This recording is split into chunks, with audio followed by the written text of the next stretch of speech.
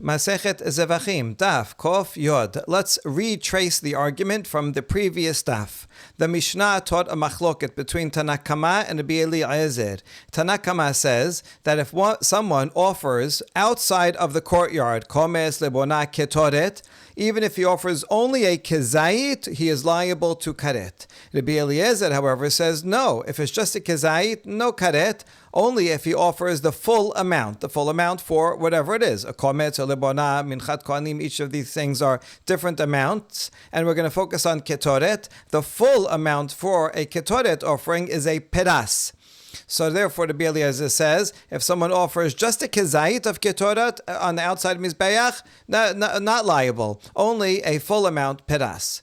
Now, there is an equivalence of the amount that you would be liable to outside is the same amount as the required amount to fulfill the obligation inside. In other words, Rabbi Eliezer is saying that sounds like he's saying that the reason that you need a full amount to be liable outside is because that is the amount that you have to bring on the inside mizbech, the mizbach haketoret, in order to fulfill your obligation. And so therefore it makes sense that would be the same. If you can fulfill the obligation with the paras, that's what you're liable to if you do that outside. But if it's less than the paras, then you would not be liable if you offered it outside. Okay, so that's the machloket here. But then we quote a baraita that says, Chasi paras bifnim patur. If one offers half a paras inside, one is patur. And Rav gave an explanation for that. And he says that, talking about if a proper kohen offers only half a paras, he exempts the obligation of the public. In other words, half a paras is sufficient in order to fulfill your obligation inside. And then Rav further said that Rabbi Eliezer agrees to this. So now we have a contradiction. In the Mishnah, Rabbi Eliezer says you need a full amount. You need a full amount to be liable for outside, which means you need a full amount in order to fulfill your obligation inside. That's what it sounds like. And yet, according to Rav, Rabbi Eliezer would agree that if you bring just half a peras on the mizbach haketoret, you fulfill your obligation. So how do we deal with this contradiction? We already saw the answer of Rabbah, and he said that it depends. Baktara dehechal kula alma la pelige. If you're talking about the regular ketoret that's done in the hechal on mizbach haketoret, everybody would agree that indeed a kezayit is enough. That's not what they were talking about in this Mishnah. Rather, the Mishnah was talking about the haktara of penim, meaning the ketoret that's brought on Yom Kippur in the Kodesh Kodashim. That's where the machloket is. Where Rabbi Eliezer says, Melochofnav, you need a full amount for Yom Kippur, and the sages say, no, it says Melochofnav, so you suggested amount, but lav davka, even if you have less, that's okay. Abaye rejects Rabbah because it says chukah, and that means it has to be specific, it has to be exactly as stated. And therefore, it must be that everyone indeed agrees that for the inside, for Yom Kippur ketoret, you need a full amount. Rather, Abaye interprets the machloket in the Mishnah differently. Paktara bifnim kula alma la pelige. Everybody agrees that on the inside you need a full amount of ketoret, and also everybody agrees that in the hechal, for the regular daily ketoret, a kezayit is enough. And furthermore, everybody will agree that if you bring a daily ketoret outside, then it's the same thing. Just like inside, all you need is a kezayit. That's what the Braita says. That in the hechal, all you need is kezayit. The word inside is used in different number of ways, because sometimes it means the kodesh kodashim or the kodesh versus outside altogether. Okay, so we'll specify. So everybody agrees that in the kodesh kodashim you need a handful. Everybody agrees that in the hechal for the daily ketoret you need just a kezayit. That's what the Braita was talking about, and therefore everyone also agrees that if you bring a daily ketoret outside of the courtyard, all you would need is a kezayit. That is all an agreement. So what's the disagreement? Ki pelige behaktara dechutz, mor sabad yalfinan panim mechutz, or mor sabad la yalfinan. The sages say that we are going to learn the law of how much of the inside Yom Kippur Ketoret would you have to be liable if you bring it outside of the courtyard. We're going to learn that from the amount that you have to be liable if you brought the outside daily haktara, if you brought that outside the courtyard. Well, for the daily one, all you need is a kezayit on the Mizbach HaKetoret, and therefore you'd be liable for a kezayit if you bring it outside. And we're going to compare the Yom Kippur Ketoret, which although you need a full handful inside to fulfill your obligation, nevertheless, in order to be liable outside, we're going to compare the panim from chutz, and just like for chutz, all you need is a kezayit, so too, the Yom Kippur Ketoret, if you burn it outside the courtyard, all you need a kezayit. That's the Rabbanan. Whereas Rabbi Eliezer says, no, why would you learn panim mechutz? We're going to follow the standard amount, whatever you need to fulfill your obligation in the Kodesh Kodashim, which is a full amount. That's the amount that you would need if you take the Yom Kippur Ketoret and burn it outside. You need also the full amount. That's what the machloket was about. That is Abaye. And then Rava said, no, that doesn't make sense, because the rabbis, they do not even learn chutz from chutz. So now you're going to say they learn panim mechutz. Now, where do we see that they don't learn chutz mechutz? It was from this baraita that was comparing kezayit kometz and less than kezayit emurim, and someone who gives less than 3 lugim of wine or of water. Would they be liable? And so he says no. Now, if you're going to bring in the example of 3 lugim of wine, well, less than 3 lugim, 2.5 lugim, you're saying patur, but that has many kazetot, and yet both of these are chutz. Both of these are things that you bring on an outside mizbeach. This is now the regular mizbeach that you put the wine libation on. And so here we see we're not even learning examples of chutz, like if the kezayit kometz and other things, and kezayit emurin. Emurin are brought on the outside. If you bring less than a kezayit outside, then one is not liable. But more than a kezayit, one is liable for bringing emurin if you bring it outside of the courtyard. Well, if you're going to learn one law of chutz from another law of chutz, then you should learn the libations from other things that you bring on the outside mizbeach, and you should be liable also for just even less than 3 lugim. For 2 lugim, that's many more than a kezayit, and you should be liable for bringing it outside if you would learn outside from outside. But you see, the rabbis do not learn the amount that you'd be liable of one thing that's brought on the outside mizbeach from another thing outside the mizbeach, and therefore certainly they're not going to learn the amount that you need to be liable for the Kodesh Kodashim Ketoret from the ketoret that you bring in the Kodesh. And therefore, Rava is going to give another answer. So this is what we are up to. Ela amar Rava, kegon de kab'ainu shene hatzae peras b'mana.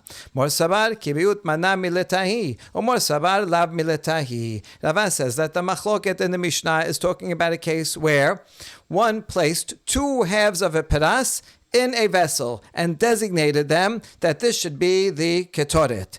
So according to Rava, everyone agrees, as what it says in the Braita, and we said that everybody agrees about the Braita, that all you need is a kezayit. So mid deoraita, all you need is a kezayit of ketoret in order to fulfill your obligation. And that's why, if you bring just a kezayit in the hechal for the daily ketoret, you fulfilled your obligation. No problem with that. And so therefore, everybody also would agree that if you bring a kezayit outside, and that's all you designate as a kezayit, and you burn that outside of the courtyard, also you'd be liable. Everybody agrees to that. The machloket is only if you take 2 halves of a peras. So you take a full peras and you put it in a vessel and designate this is going to be the ketoret. and then you take only half of it and burn it outside. So now what do we do? So Mor Sabar Kibut Mana Militahi. Rabbi Eliezer says that once you designate an amount, that is a significant matter, even though this is only midrabanan. The Rabbanan say you should bring a peras. Okay, good. So he's doing it right, and he's doing it according to the Rabbanan level, and now that he designates it, once he designates it in the vessel, now it's total obligated to bring all of it. And therefore, if he only burns half of it outside, new amount, because he designated a full peras. If he doesn't burn all of it, he's not liable. Whereas the sages say, lav milatahi, just because you designated a full amount, okay, so then good, so you should bring the full amount. However, that doesn't change the essential law, the letter of the law, which is that all you needed was a kezayit to begin with. And therefore, if you burn just a kezayit on the courtyard, outside of the courtyard, one would be liable. That's the opinion of the sages. Amar Rava, hashta leman amar kiviuta demana vela kilum hu kava shisha lepad umashach mehen arba'a v'hikriban b'chutz hayav shereuyin la'ayil. Now Rava is going to learn another law based on what we just said. That according to the Rabbi Eliezer, once you designate something, that's it. That becomes the new amount. Whereas, according to the rabbis, designating something in a vessel is not a meaningful thing. You could still split it up and go back to an original measurement. And so we have now a consequence of that. Once you, according to the sages, kaviuta, designating something in the vessel is not a significant legal act. If one designated 6 lugim that he's going to bring as an accompaniment to a bull, that's the required amount for a bull, big animal. You need a lot of wine. You have to bring 6 lugin. Okay, then afterwards he took 4 out of the 6 and he made a libation of them outside of the courtyard. He would still be liable because 4 is also a significant amount for an ayil. So that means, according to the Rabbi Eliezer, he would not be liable. If he just brought 4, he designated only 4 and brought 4 outside, he would be liable because that's the full amount for an ayil. But according to the Rabbi Eliezer, since in this case he designated all these 6 to be for a pod, so once you designated it, designation is a significant thing. That's it. Now the full amount for this wine is 6. If you just take 4 out of that 6, then he would not be liable. It's not the full amount for the bull. But according to the sages who disagree with Rabbi Eliezer, designation is not significant. And therefore, even though he designated this to be for a bull, okay, but now he separated 4, and 4 could be also designated for an ayil. Therefore, that's a significant amount in and of itself, and he's liable. Similarly,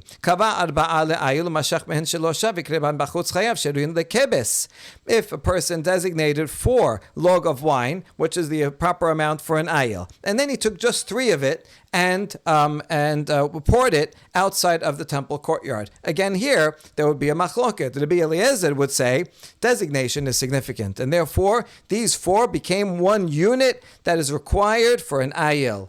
And once it becomes one unit, if you take just a part of it, anything less than 4, and pour it outside the courtyard, one would not be liable. But for Chachamim, because you designate it as 4, now it becomes has to be according to Chachamim. Even though you designated it in a vessel, designation is not significant. And therefore, if you take 3, and 3 is a valid offering because that's the amount that you bring for a lamb, therefore, one would be liable according to the Chachamim, and according to the Rabbi Eliezer, not liable because you didn't bring the full amount.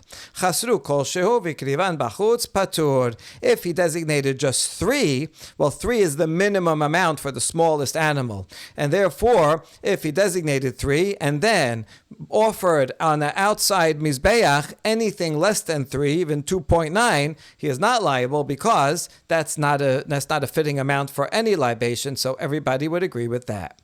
Now, Rav Ashi says it's not true that the rabbis do not learn chutz mechutz. That's why Rava had rejected Abaye, because he said the rabbis don't even learn chutz mechutz. Look how they don't even learn the wine libations from other sacrifices. And both of those are placed on the outer mizbeach, and yet you don't learn one from the other, because for libations you need not less than you're not liable for less than 3. But for other things, kezait, if you would learn one from the other, if you learn outer from outer, then you would learn that just like sacrifices a kezait is enough, so too libations a kezait is enough. And therefore Rava argued that, see, the rabbis don't learn chutz mechutz, they certainly don't learn panim mechutz. Rav Ashi says not so. You could learn chutz mechutz as long as it's of the same type of thing, burning and burning. Here we're talking about 2 different types of rituals. It's the nisuch. We're not going to learn a libation from something that you're burning. Libations, that the minimum is 3 lugim. When you're burning things, then the minimum is kezait. You don't burn the wine. The wine is just poured down into a hole, a drain, on the mizbeach. And that's why we do not learn wine pouring from burning things. Even though we're not going to learn something that you put on the outer mizbeach from something else you put on the outer mizbeach if they're different types of things. One is poured and one is burned. That's what we're not going to learn. However, but if they're both things that we are burning, then we will learn one from another. Not only chutz mechutz, but even chutz me penim. And therefore, Rav Ashi defends Abaye's answer, and he says, indeed, according to the sages, you can learn panim mechutz, and that's what the sages do when they say the amount that you would be liable if you bring the Yom Kippur ketoret outside is a kezait, because we're going to learn the panim, the thing that is usually brought in Kodesh Kodashim, we're going to learn that amount from chutz, from the daily offering of ketoret, which is done on the outside, meaning mizbacha ketoret in the hechal, and that's a kezait, and therefore if you burn the Yom Kippur incense outside, it's only a kezait because you can learn panim mechutz. The next part of the Mishnah teaches that v'chulan shechasru, any of the items mentioned in the Mishnah, I'll just take the example of a korban mincha. If you have a kemitzah of a korban mincha and you burn it on the outside mizbeach, one is liable. However, if the full amount is lacking, so you have a kemitzah, you did the kemitzah inside the sanctuary, good, and now someone took the kemitzah and brought it outside, but at the time that he burned it, it wasn't all in existence. We're talking now not about the machloket we saw before between the rabbis and Rabbi Eliezer. There, is it just a kezait or the full amount? That's an independent machloket. Now we're talking about, even if you say, you only have to burn a kezait, does the rest of the amount also has to be in existence? If it's lost or was already destroyed, then one is not liable for burning the remainder of it on the mizbeach. For sure to be Eliezer, because he says you have to burn the full amount outside of the courtyard. But now this is teaching that both Rabbi Eliezer and the sages would agree that if, let's do the full timeline. You had the flour inside of the courtyard. A kohen came and did the kemitzah properly, very good. And now he has the kemitzah. And let's say now in the courtyard still, some of that kometz got lost, got destroyed, flew away in the wind. It's gone. And then he takes the remainder of it. Let's say the 90% that's still left. And he takes it outside and burns a kezait of it, or even burns the whole thing of it, or everything that's left. Everybody would agree, patur, because chulan shechasru, if the amount that was originally designated is not in existence in the world, then even if he burns all of the remainder, not liable. Okay, that everybody agrees to. Here's the question.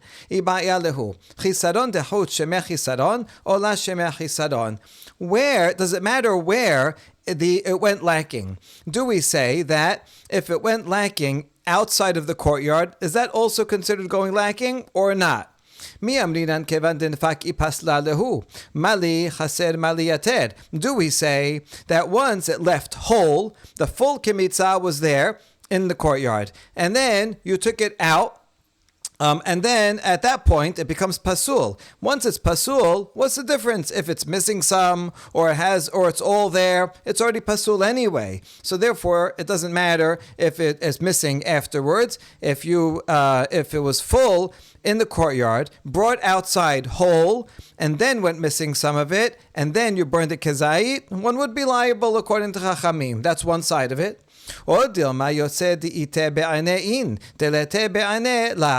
we say also regarding something that left the courtyard, although it's pasul, still it has to be full in its original state, in its original amount, and then you would be liable for burning it. But if not, if it goes missing even afterwards, and then you burn the rest of it, one would not be liable. That's the question. So in other words, everyone agrees that if it goes missing, piece of it goes missing in the courtyard, then one would not be liable even if you burnt all of the rest outside. The question is only if it left the courtyard wholly intact and then went missing, was that considered something missing or it doesn't matter? Abaye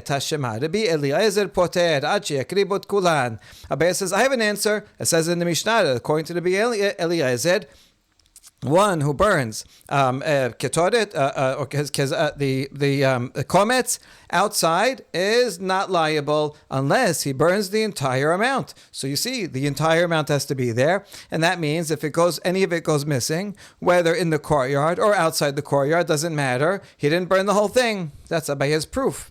Amar le Rav Hanan la Abaye midrabi Eliezer pashit mod. And so Rav Hanan says, "You're giving me an answer for the Eliezer. I know, according to the Eliezer, obviously it can't be missing any time because the whole amount has to be burnt, the whole kimitza or the whole ketoret, whatever we're talking about. In the case of Minchat Kohanim, all the flour, it all has to be there. So obviously it doesn't matter when it went missing. I wasn't asking for about the Eliezer. The question was according to Rabbanan, who say one is liable only even if you burn only a kezayit on the outside mizbeach. According to Rabbanan, the question is, how about if it went missing? If it was all there in the courtyard and we're missing outside the courtyard, is that considered missing or not? That was the question. Amar le beferush shemi'at li minei derav. Ad kan la peligi Rabbanan ale Rabbi Eliezer ela diite be'aneh aval bechisaron module lav dachasar b'chutz. And Abaye defends his answer. He says, yes, I know, but I heard from Rav explicitly about this, that the Rabbanan and Rabbi Eliezer they only are disagreeing about if you burn the full amount or not.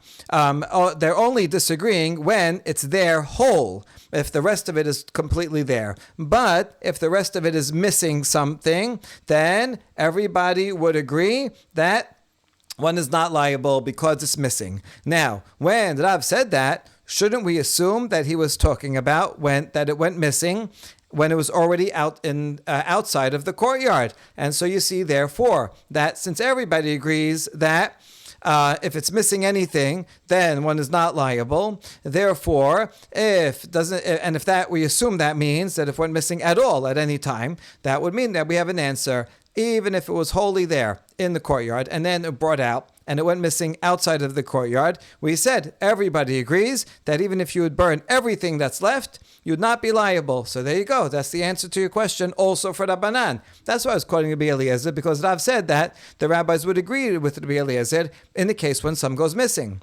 But we answered, that's not a proof. La de hasar bifnim. Maybe when Rav said, they're all in agreement when they only disagree when it's fully there. But if it's not fully there, then they're in agreement. Maybe when it's not fully there, that means when it went missing inside the courtyard and then brought out, everybody agrees that there's patur even if he burns the entire rest of it. But there may still be a disagreement when it went missing outside of the courtyard, and perhaps there the rabbis would still maintain that it went missing outside the courtyard. It was already pasul, and then if you burn a kezayit or more, then one would be liable. So there's no answer from that. We'll try again. Tashema v'chulan shechasru v'kriban b'chutz patur lav dachasar b'chutz. We'll bring a proof from the very clause of the Mishnah that we're discussing. The clause says, in a blanket way, any time that there's some missing from the full amount, and he sacrifices it outside of the courtyard, he is patur. So doesn't that mean a blanket statement, no matter where it went missing, even if it went missing outside?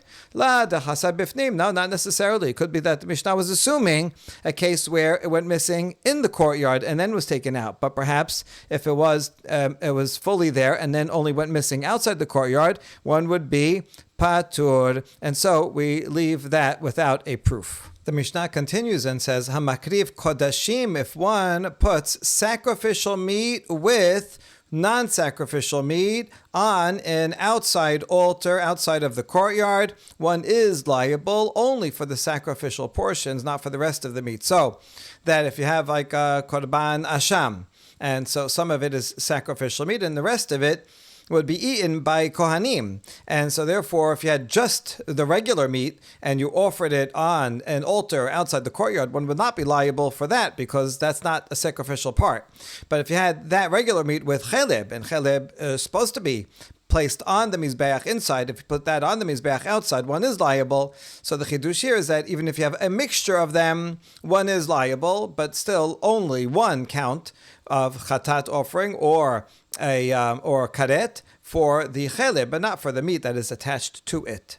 Amai v'ha'ika hasitza. Now we ask, assuming that you would place on the outside altar, outside of the courtyard, you put it, let's say, meat face down. So you have the meat there, and then the cheleb is resting on top of the meat. Well, then there's an interposition between the top of the mizbeach. This is an unauthorized mizbeach, and the cheleb. So you're not technically actually burning on it; it's just hovering above. So why should you be liable? We're going to have three answers. Amar Shemuel kishe hafachan. Shemuel says you're right. One would only be liable if you flip it over and you put the cheleb, sacrificial parts, on the bottom directly on top of the fire, and the meat that's attached to it is above that, then only then would one be liable. Rabbi Yochanan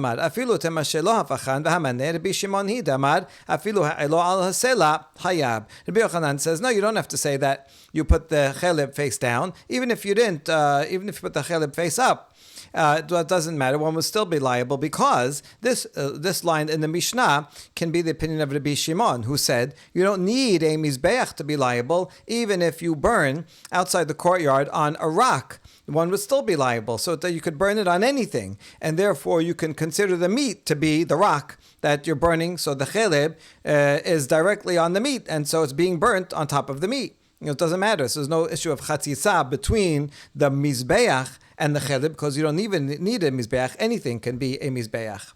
Rav Amad min bemino eno hoses. Rav has yet a different answer, that we have something of the same substance. Now the meat and the fat, the cheleb and prohibited cheleb. I mean, it's prohibited in general for us because it would have been put on the mizbeach. It's not distinguishable in terms of its chemical structure than regular meat. And it's just that it's a certain part of it that's near a certain area in the body of the animal. So it's min bimino. It's both of the same type of thing, and so therefore, as a general rule, that min bimino and no chotzetz. If it's of the same type, then it's not going to be called an interposition. And therefore, even if you follow Rabbanan, that you need a mizbeach and you put it meat down, but the meat is not an interposition between the cheleb and the mizbeach because it's of the same type.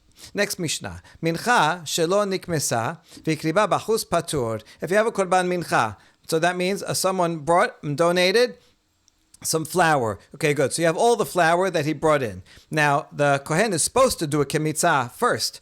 And then that kemitzah is supposed to be put on the mizbeach, and the rest of it the Kohanim would eat. So let's say he did not do a kemitzah. It's just it was just put into brought in, designated as a korban mincha, but there was no kemitzah done. And then it was taken outside of the courtyard and burnt. Patur, because this was not yet ready to be placed on the inside mizbeach. One is only liable for sacrificing something outside of the courtyard if it's in a state that it can and is ready to be offered as a sacrifice inside the courtyard. But before you do kemitzah, none of it can be placed on the mizbeach. So therefore, patur. However, if the Kohen took this bowl of flour, designated to be a korban mincha, and he did a kemitzah, now instead of taking that kemitzah and putting it into a separate vessel or onto the mizbeach, he drops it back into the main bowl with all the rest of the leftovers. And now it's all mixed together. You have kometz plus leftover all mixed together. And he took that whole thing and offered it outside of the courtyard. Then one is liable because within that mixture there is kometz that should have been put on the mizbeach, and now you're putting it outside the courtyard. Amai, libtili shirayim lakometz. We ask, why is he liable? After all, the kometz is just a little amount. And if you drop it back into the big bowl, there's a lot more non-kometz, regular flour, than there is kometz. That regular flour is still holy. It has to be eaten by the kohanim, but it's not sacrificial. So there's a lot more non-sacrificial material there than sacrificial material, so it should be batel and have all the same status as non-sacrificial flour, for which, if you burn it outside, one would not be liable. Amar bizera nemra haktara bakometz v'nemra haktara b'shirayim. Ma haktara kometz en kometz batel chabero af haktara shirayim en shirayim mebatelin kometz. And bizera says we're going to learn from a gezerah. It says the word haktara regarding the kometz, that the Kohen has to burn that kometz upon the altar. It says lehaktir. And it also says kichol seor vechol debash lo taktiru. That's in verse 11. And that's referring to the leftover of the mincha offering. Since it says the word haktara in both contexts, we're going to learn that the law regarding the leftover of the flour is the same as the law regarding the kometz itself. What law are we talking about? The law that and kometz mebatel chabero. So now here's one law that let's say you have a large amount of a kometz from offering A that someone brought, and then someone else brought another offering of flour, but a small amount. Okay, so you have a small amount of kometz. Okay, so you have a big amount and small amount, and they get mixed up with each other. Both of them are kometz. And so the two handfuls are mixed, even though one is bigger than the other. Maybe one Kohen has a big hand, the other Kohen had a small hand, and those two mixed together. Nevertheless, we don't consider them mixed. You can take them both and sprinkle and burn them on the mizbeach, and both of the people fulfill their obligations who brought those, that korban mincha and the other korban mincha. Because it's a holy object, therefore we don't apply bitul to something that is holy and special. We learn this from the blood on Yom Kippur of the pad and the sa'ir that the Kohen Gadol brings into the Kodesh Kodashim. He's supposed to take the blood of the pad. There's a lot of blood for a cow, and the blood of the goat. A goat has much less blood, and you take the two, and you're supposed to mix it together and then sprinkle it together in the hechal. Now, if you say bitul regarding holy items, then you'd say, well, the blood of the goat, which is less, should be batel in the blood of the cow. And then he only sprinkled the blood of the cow. He didn't sprinkle the blood of the goat. But we don't say that. Rather, we say, because it's a special, holy thing, even though it's mixed together, they still retain their independent identities. So too, just like that's true for blood, it's also true for one big kometz that gets mixed up with a little kometz. The little kometz retains its identity. That is one halacha. Now the gezerah shava kicks in, and we say, just like that's true for kometz and kometz, so too is true for a kometz that gets mixed up with the shirayim, because shirayim also says the word lehaktir in regard to the shirayim, and therefore, and shirayim ebatelin et kometz, the shirayim, the leftover, which is a lot more flour, is not going to mevatel the kometz, again, because the kometz is a special holy item, and so anything that has a special identity is not going to just be nullified, and therefore, even though it got mixed up in the big pot of flour, nevertheless, we don't say bitul, and because it's not no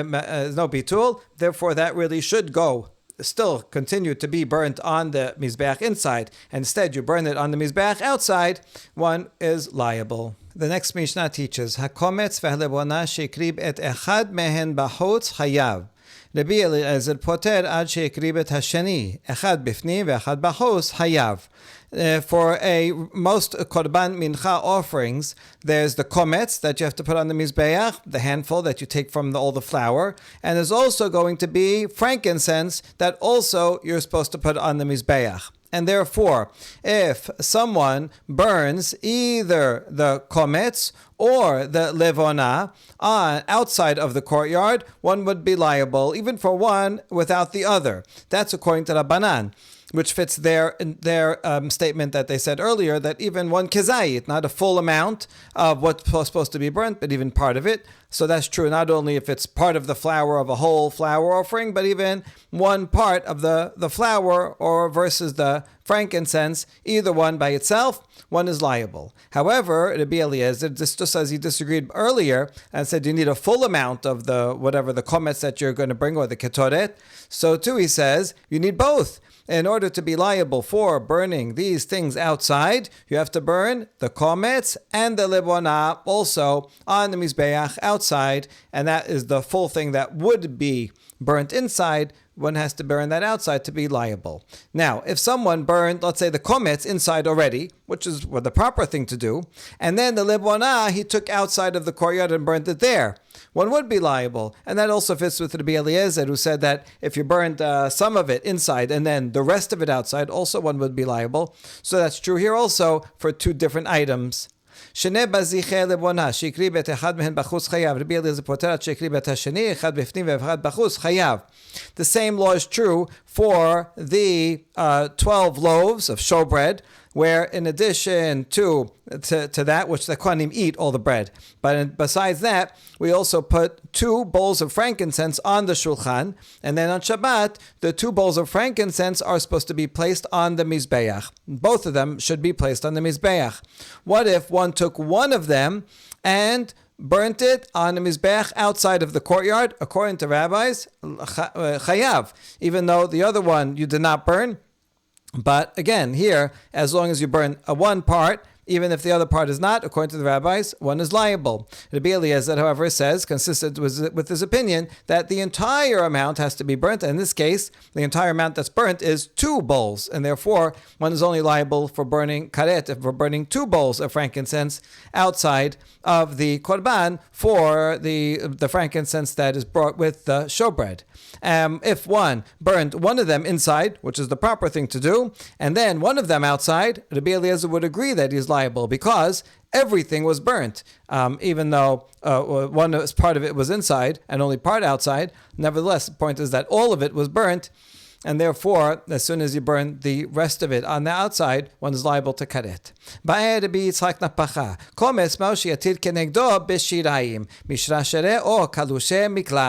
In general, for korban mincha, once you burn the kometz and the lebona, for most korban minchas that you have to have both, only then are the kohanim allowed to eat the rest of the flour, the leftover. Here's the question of Rabbi Yitzchak Napacha. What if the kohen, the proper kohen in the inner and in the courtyard, burnt just the kometz, but did not yet burn the levona? Can the kohanim eat half of the flour? Since in order to eat all of the flour, you have to burn the kometz and the levona, maybe if you only do one of them, then half of flour is permitted. Is that mishra shareh? Is it permitted? Or is it all the same status, and perhaps it's just that the prohibition weakens, and it goes from a serious prohibition to a less, maybe it's still prohibited, all of it is still prohibited, but all of it gets a weaker prohibition. That's his question. Adiba deman. Now we want to clarify. According to whom is Rabbi Yitzchak Napacha asking this question? I adiba Rabbi Meir damar mefagelin behasimatir mishra shareh. There's a machloket in Masechet Menachot about pigul. Rabbi Meir says if someone, the kohen, while he's doing the kometz, he has in mind that he's going to burn the kometz outside the time, but not the levona. Levona is going to do the right way, or the other way around. As he's doing the kemitzah, he has in mind that he's going to burn the levona outside the time, but the kometz will do in the right way. So he's mefagilin bechasim matir. He's doing pigul only with half of the thing that is required in order for the flour to be eaten. So the flour can't be eaten until you do both of them. And yet, Rabbi Meir says, you violate pigul even for just having intention to burn half of the full amount. In that case, you see, according to Rabbi Meir, half is a significant thing in and of itself. Just the kometz without the libona or libona without the kometz is a significant thing to make something pigul. And in general, in order to make something pigul, it has to be that it's otherwise done in a proper way, so that it would be otherwise a matir, if not for the pigul status. So therefore, you see, according to the Bimeir, it's a simple answer. It would be mishra shereh. You'd be able to eat the other half if you offered half of it. Kometz sheyatir kenegdo b'shiraim. He burnt the kometz, but didn't burn the lebona. Then half of the flour is permitted, not the other half, because the Bimir says just like pigul applies just to kometz without lebona, so too one can be matir just the kometz without the lebona, and that means you be matir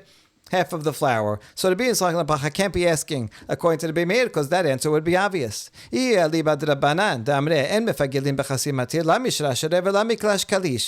if we were going to follow the Rabbanan who disagree with the B'meir, the Rabbanan say that if someone has intention for pigul for only half of the item that is required in order for it to eat it, in other words, just for the kometz or just for lebona, then it's not called pigul. Pigul is only if you do everything that you need to. According to the Rabbanan, you see that half doesn't get you anywhere. Just like half does not make it pigul, half will not be a matir at all, and it's as if you did nothing. Therefore, if the kohen burns only the kometz but not the lebona, or just the lebona and not the kometz, the rest of the flour is not permitted, and the prohibition does not weaken. Nothing happens, because the Rabbanan say it's all or nothing. Okay, so maybe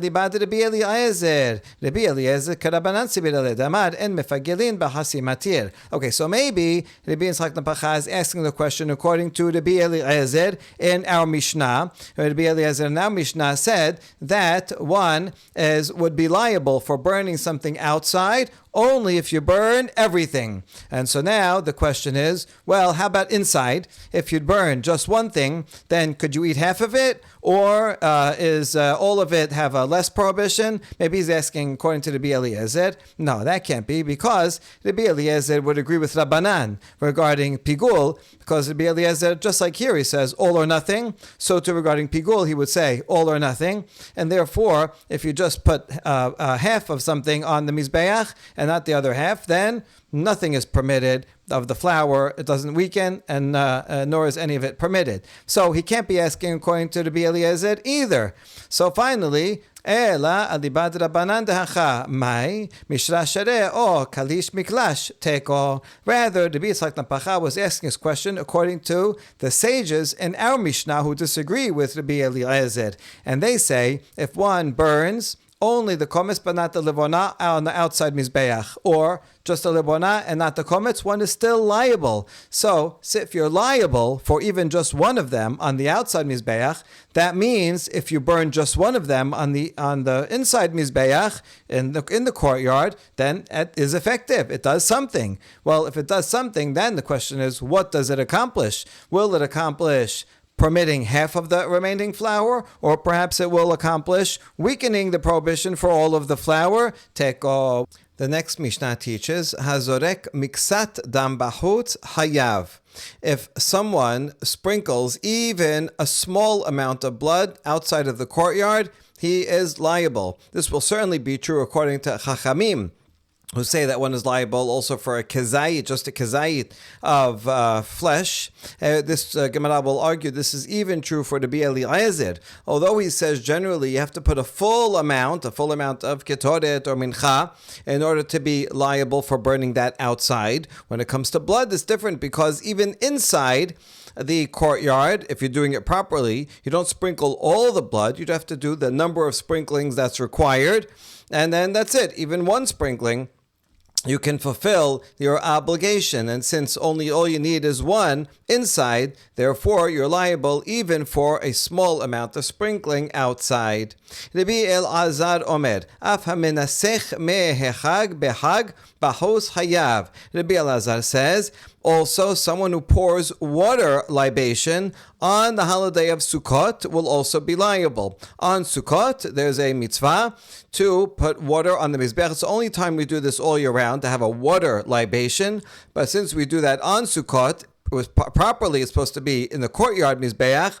On Sukkot, if you pour water outside of the courtyard, then one would be liable for karet. Rabbi Nechemia Omer, Shiareh Hadam Shekribu Bachutz Hayav. Rabbi Nechemia adds, if someone pours the remainder of the blood, after one sprinkles the amount of blood on the Mizbeach that they have to sprinkle, then the remainder of the blood is poured usually on the base of the Mizbeach.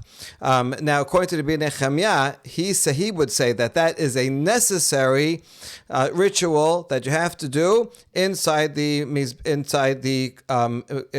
courtyard. The other opinion says that you're supposed to do it, but if you didn't pour the remainder of the blood out on the base, then you still fulfill the mitzvah. The korban is still valid and atones. Rabbi Nechemia, however, says no. This is a required part, because it's something that is required to do in the mizbeach in the courtyard. Therefore, if you pour it outside of the courtyard on a mizbeach, on the base of the mizbeach outside the courtyard, one would be liable. So there's always a one-to-one relation between whatever you have to do in the inside the courtyard. If you do that outside the courtyard, then you would be liable. Amarava umoder bi alazar bedamim. The Gemara here notes it probably should be to be Eliezer. There's a lot of differences between the manuscripts in general, between Rabbi Elazar and Rabbi Eliezer. You could see here it says Rabbi Elazar, Eliezer in different places, and that's in the Mishnah. And then here most have Rabbi Elazar. One has the first printing says Rabbi Eliezer. So these names do get confused a lot, but it seems here that it should be Rabbi Eliezer, assuming that the opinion that we've seen in the previous Mishnayot, also there are differences there. So assuming that all of them are Rabbi Eliezer. Rabbi Eliezer is the one that says, in general, you need a full amount of the entire kemitzah, or the entire ketoret has to be burnt outside in order to be liable, assuming that that's the amount that you need inside also. However, Rava is pointing out here that even Rabbi Eliezer would agree regarding blood, because regarding blood, you don't have to sprinkle all the blood on the Mizbeach.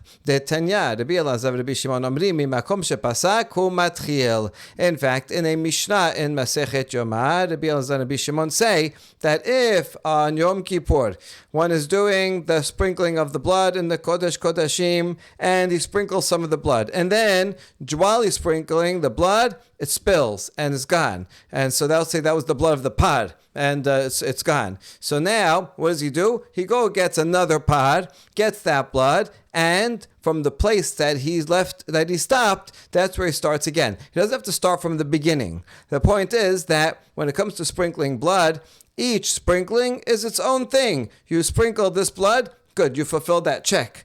And then if you spill it all, then you fulfill that. You did all those checks, those are good, and you can keep going from the next to the next one. So therefore you see that each drop of blood, each sprinkling is its own thing. And therefore, even one sprinkling is a fulfillment of a mitzvah in the courtyard, so too, even one sprinkling outside the courtyard will get you liable to karet.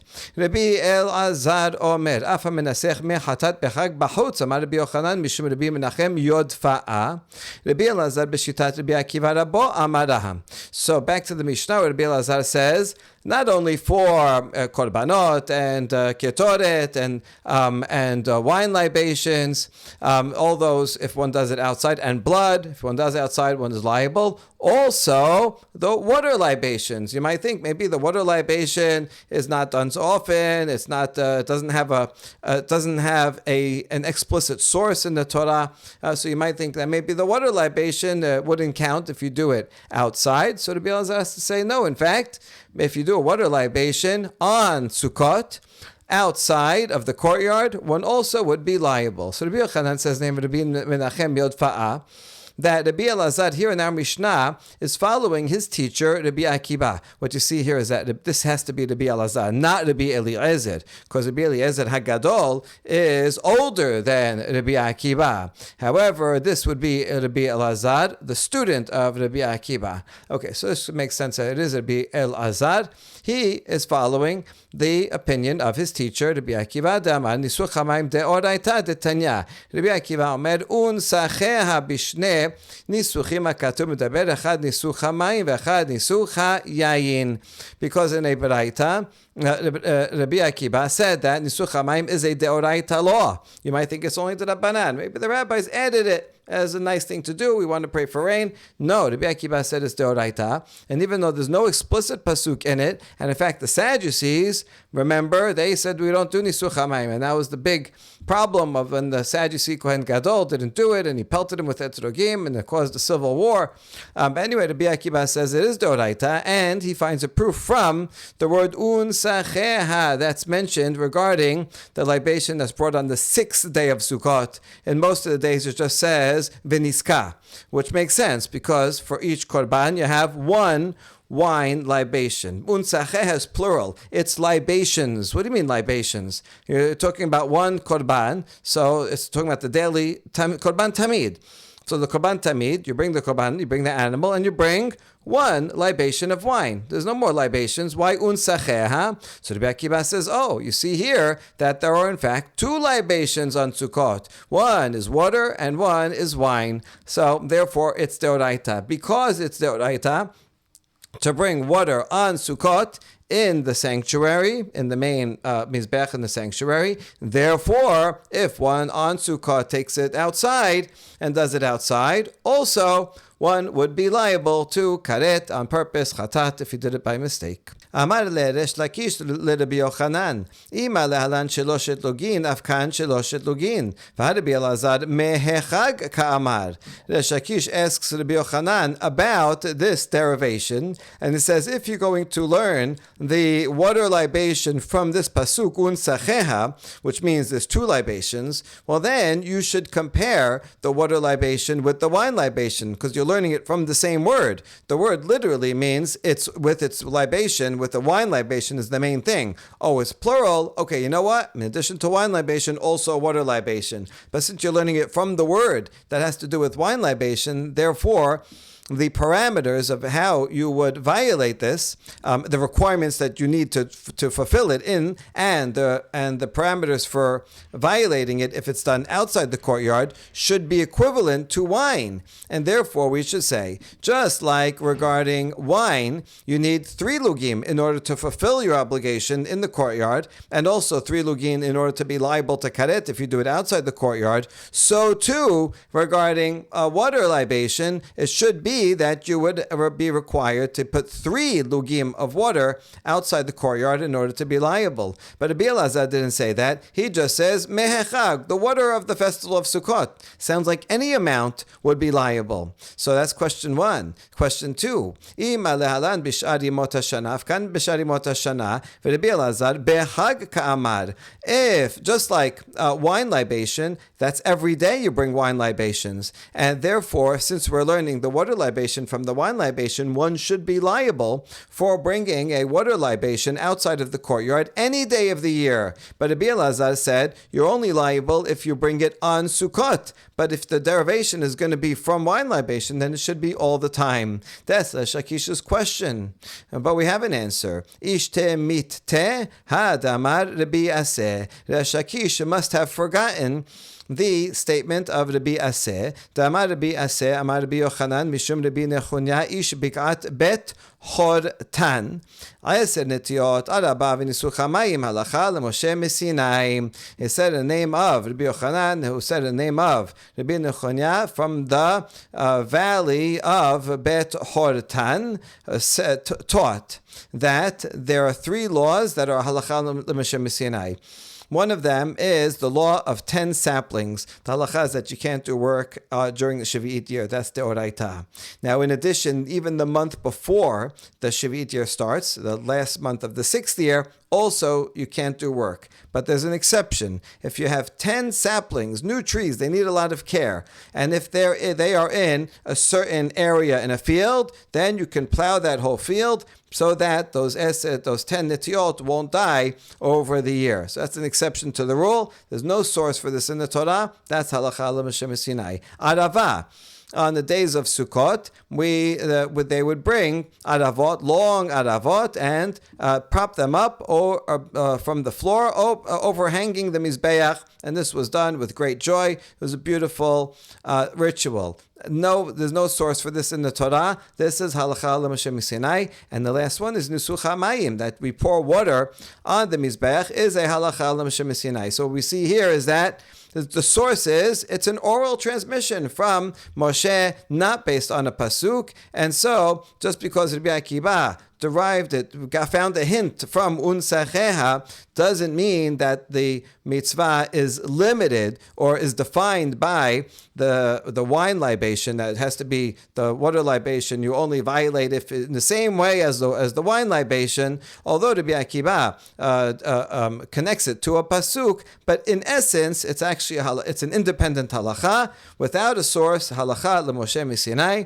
and therefore we don't have to define the parameters of the prohibition of the water libation outside based on the wine libation outside. Wine libation has its parameters, it has to be 3 lugim, and it will be all year round. But in fact, the water libation is an independent ritual that's halacha l'Moshe Sinai, and therefore one would violate the water libation if you do it outside the courtyard, even with less than 3 lugim, but only on Sukkot, when it's a relevant halacha. That's when one would violate. But the rest of the year, when there's no such thing as a water libation, the rest of the year, then if you poured water outside of the courtyard, one would not be liable. Baruch Adonai Le'olam, Amen ve'amen.